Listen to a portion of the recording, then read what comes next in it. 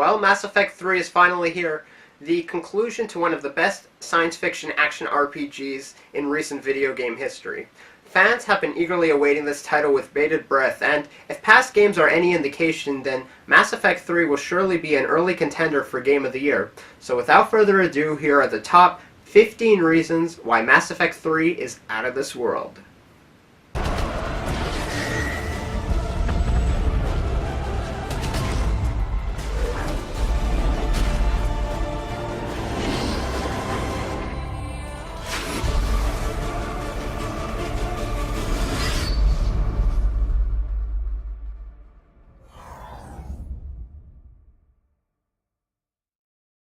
Coming in at reason number 15 is imported save files.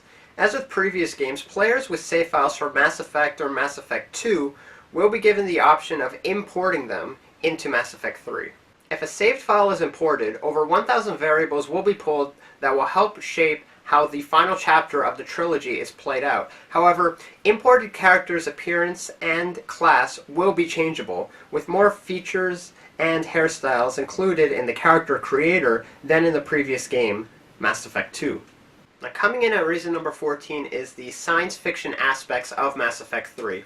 Whether you're a fan of military science fiction or you enjoy the epic scope of space opera, Mass Effect 3 has something for everyone. One thing I've always admired about the Mass Effect series is that you really feel like your actions affect the outcome of entire planets and people. You always feel like you're part of something bigger than yourself, a galactic empire constantly on the brink of destruction, full of races and conflicts that never feel melodramatic or cliched. Coming in at reason number 13 is the superb voice acting we've come to expect from the Mass Effect series.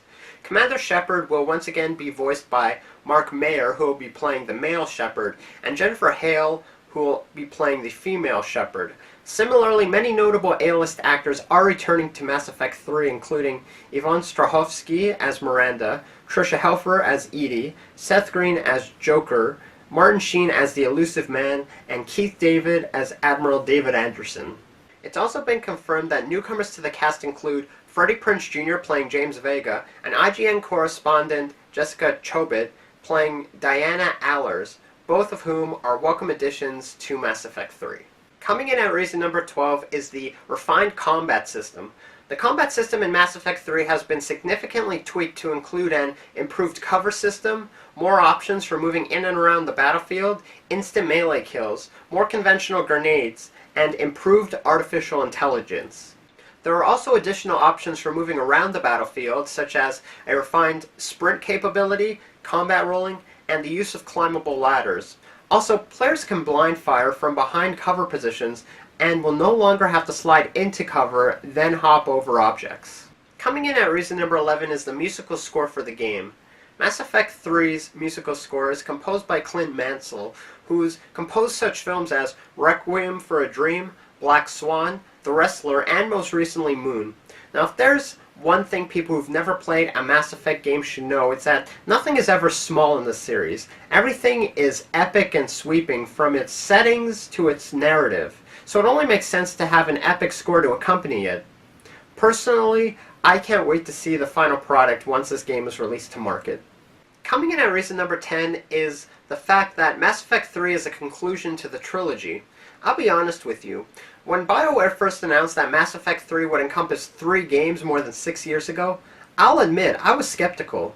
This fear was only compounded after playing the first Mass Effect game, not because I didn't think the developers at BioWare were capable of creating another great game, but simply because of the sheer large amount of content within it.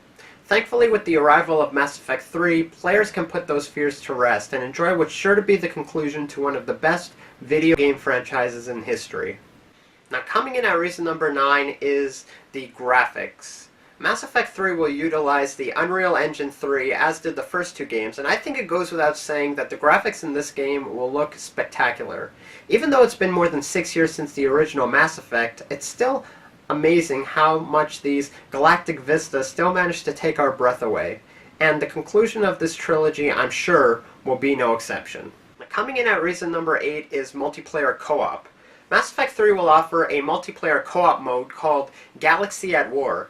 Now in this mode, players will be able to play alongside up to 3 other players in unique missions that can impact the outcome of the single-player campaign. Each mission was designed specifically for multiplayer and will involve taking over enemy strongholds. Now, by completing these missions, players will give themselves a better chance of attaining a perfect score in the single-player campaign, although they are not necessary to do so. Now, no characters from the single-player campaign will be featured in the multiplayer mode. Players will create brand new characters for themselves and be able to enjoy them as members of non-human species, including the Asari, Drell, Krogan, Salarians, and Turians. Gameplay in the multiplayer mode will only allow for players to carry 2 weapons in their inventory at any given time. Similarly, there will be no ring menu to change weapons, but instead, weapons will be changed by holding down a button. Now, coming in at reason number 7 is the fantastic writing for the game. The lead writer for Mass Effect 3 is Mac Walters, who previously worked on other games in the series, as well as Jade Empire. Now, one of the goals set by the writing staff at the beginning of production was to treat this game like a movie and make sure that people playing it for the first time would be, quote, able to just jump in. Now, special emphasis was put on making the story user-friendly for people inexperienced with the franchise because BioWare felt that they, quote, didn't really do a good job with player orientation in Mass Effect 2. Now, if I was a hardcore fan, I'd say that players shouldn't touch this game until they've played the first 2 in the series. But seeing as how I'm not, I'll say it's notable that the writing staff took this aspect into account when developing the 3rd game. Mass Effect 3 will have 40,000 lines of dialogue, which is twice as much as the first game, and again, almost twice as much as the second game.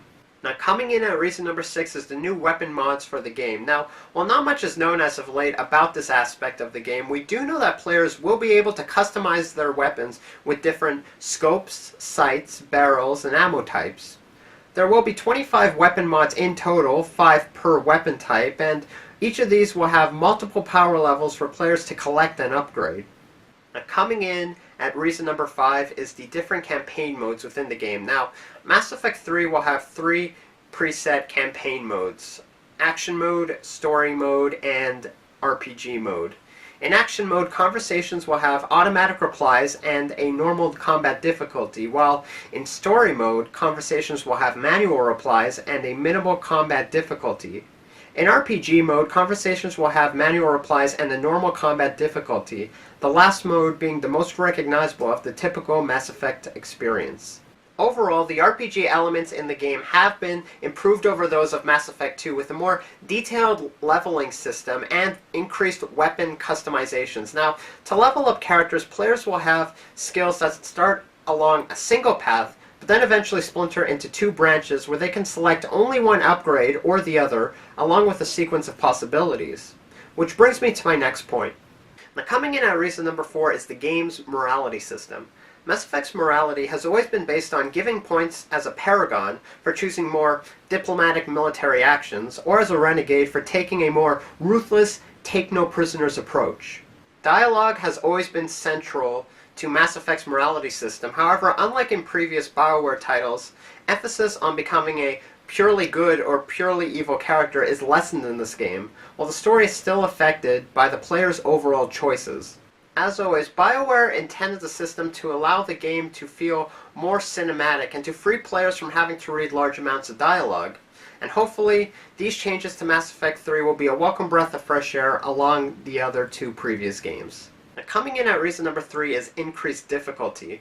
Mass Effect 3 plans to be the most difficult game in the Mass Effect franchise, with increased artificial intelligence to challenge players while at the same time increasing their sense of reward. Enemies will no longer act as individuals as in previous games, but will rather help and support each other on the battlefield.